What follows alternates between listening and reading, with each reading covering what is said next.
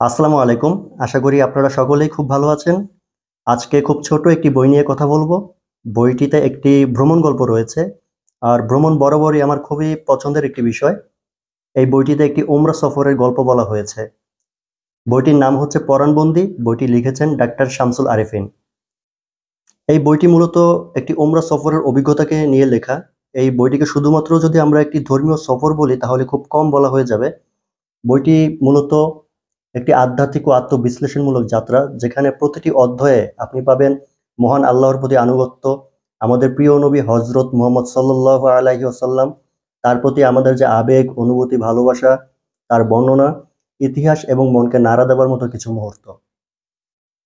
লেখকের বর্ণনায় মক্কা মদিনার পথে হাঁটতে হাঁটতে মনে হবে আপনি নিজেও তাদের সঙ্গেই আছেন।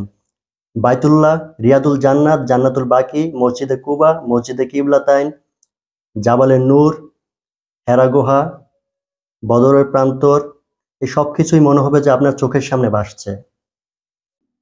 এছাড়াও লেখক কিছু কিছু জায়গায় কিছু কিছু ছোট ঘটনার কথা বলেন, যেগুলো আমাদের মনে নতুন ভাবনার জন্ম দেবে। ব্যক্তিগতভাবে বইটি পড়তে যাই আমি অনেকটাই আবেগপ্রবণ হয়ে পড়েছিলাম, কারণ আমার উমরা হজ করার সৌভাগ্য হয়নি। যাদের আমার মতো সৌভাগ্য হয়নি তাদের জন্য এই বইটি হতে পারে একটি প্রস্তুতি। আর যাদের উমরা হজ করার সৌভাগ্য হয়েছে তারা ফিরে যাবেন তাদের সেই অতীত পবিত্র স্মৃতিগুলোতে।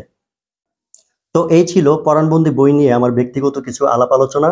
পরবর্তীতে অন্য কোনো দিন, অন্য কোনো সময়, অন্য কোনো বই নিয়ে আপনাদের সাথে কথাবার্তা বলবো। সেই পর্যন্ত সবাই ভালো থাকবেন, সুস্থ থাকবেন। আল্লাহ হাফেজ।